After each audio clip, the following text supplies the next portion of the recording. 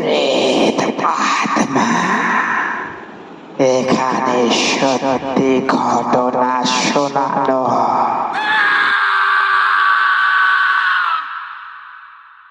তো বন্ধুরা, আশা করছি সবাই খুব ভালো আছো, সুস্থ আছো। আজকে আমি বাবান প্রেত আত্মায় নিয়ে চলে এলাম নতুন একটা ঘটনা নিয়ে। এই ঘটনাটা ঘটেছিল আজ থেকে প্রায় 20 বছর আগে আমার এক ফ্রেন্ড রাহুলের সাথে। ঘটনা আসার আগে তোমাদেরকে আমি কিছু কথা বলতে চাইছি। তোমরা আমার এই ঘটনাগুলো একটু বেশি বেশি করে শেয়ার করে দাও, সাবস্ক্রাইব অবশ্যই করে দাও, বন্ধু বান্ধব সবাইকে শেয়ার করো, লাইক করো, কমেন্ট করো, ঠিক আছে? তো যেহেতু এটা আমার নতুন চ্যানেল প্রেত আত্মা, আর বেশি কথা বাড়াবো না, সরাসরি আমি ঘটনায় চলে যাব।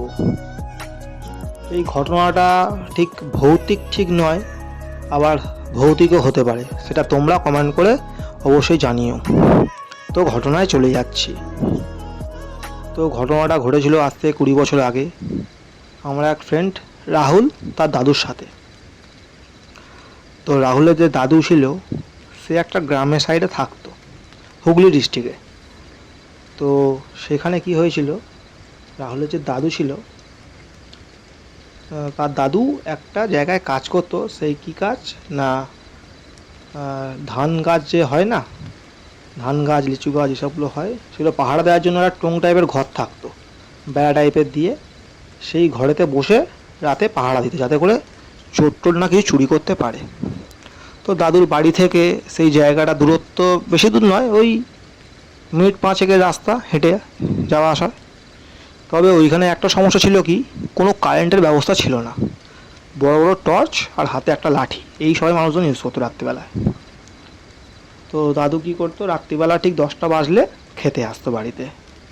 দাদুর যে মা ছিল তিনি খাবার বেড়ে রেখে দিত চাপা দিয়ে, দাদু এসে খেত, খেয়ে চলে যেত। তো সেরকমই এক রাতে ঠান্ডার সময় দাদু রাত্রি 10টার সময় খেতে এসেছিল। এবার ঘরে ঢুকতে দেখছে, হাত মুখ ধুয়ে দাদু কলেতে ধুয়ে, এবার ঘরে ঢুকতে দেখছে খাওয়া দাওয়ারগুলো যেমনকার খাওয়া দাওয়া তেমনই চাপা দেওয়া, কিন্তু চারিদিকে ছড়িয়ে রয়েছে।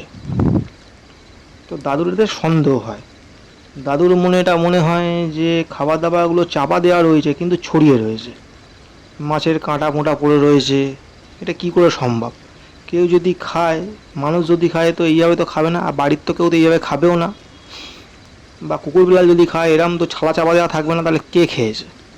পুরো থালাটা যখন খুলছে, খুলে দেখছে যে খুব নোংরা করে খেয়ে গেছে। ভাতগুলো পুরোপুরি খায়নি, মাছ ছিল, মাছের ভাজা ছিল, ঝাল ছিল, সেগুলো সব মানে কিছু কিছু করে ঠুকরে ঠুকরে যেন কেউ খেয়েছে।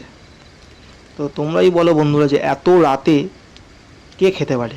কুকুর বিড়াল খেলে তো নিশ্চয়ই পুরো ভাতটাই খাবে, আর খেলে থালাটা নিশ্চয়ই আমরা চাপা দিয়েও রাখবে না। যাই হোক, এরকম একটা ব্যাপার হয়েছে। সেটা দেখে দাদু কিছু বুঝতে পেরেছে, মানে একটু ভয় টাইপের পেয়েছে।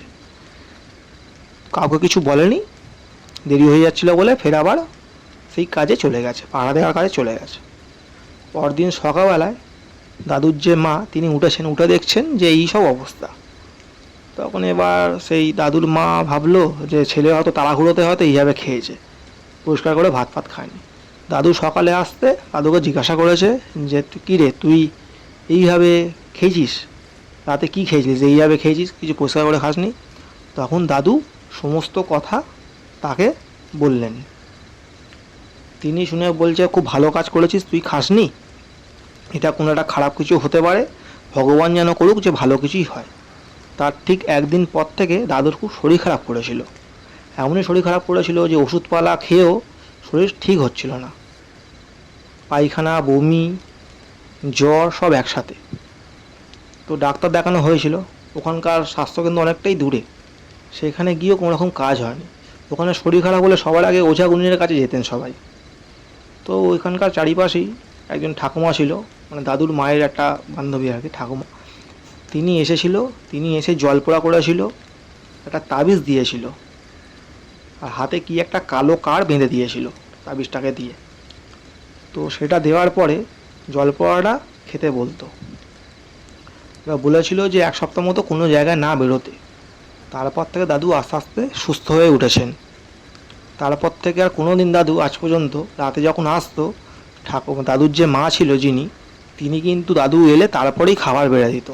তাই কথায় বলে না যে ভাড়া বাতে শত্রু বাড়ে, এরকম একটা কথা আছে বাংলার। যাই হোক, তো এই ছিল ঘটনা। বন্ধুরা, তোমাদের কেমন লাগলো তোমরা অবশ্যই আমাদেরকে কমেন্ট করে জানিয়ে দিও। আমার চ্যানেলের নাম হচ্ছে প্রেত আত্মা, আর আমার হোয়াটসঅ্যাপ নাম্বার তো দেওয়াই রয়েছে।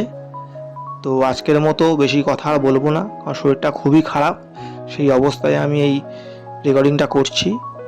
তো বৃহস্পতিবার আর শনিবার আমি চলে আসব নতুন নতুন ঘটনা নিয়ে। সত্য ঘটনা, বিশ্বাস অবিশ্বাস পুরোটাই তোমাদের ব্যক্তিগত ব্যাপার। তো আজকের মতো টাটা, সবাই খুব ভালো থেকো, সুস্থ থেকো। আর আমার এই নতুন চ্যানেল প্রেত আত্মা, এটাতে অবশ্যই সাবস্ক্রাইব করে দিও, কমেন্ট করে দিও। আমি এটাই বলবো যে আমার এই ছোট্ট চ্যানেলটিকে তোমরাই সবাই মিলে সাহায্য করো, যার বিনিময়ে আমি সামনে একটু এগোতে পারি। তো আজকের মতো টাটা, গুড নাইট, সবাই খুব ভালো থেকো বন্ধুরা।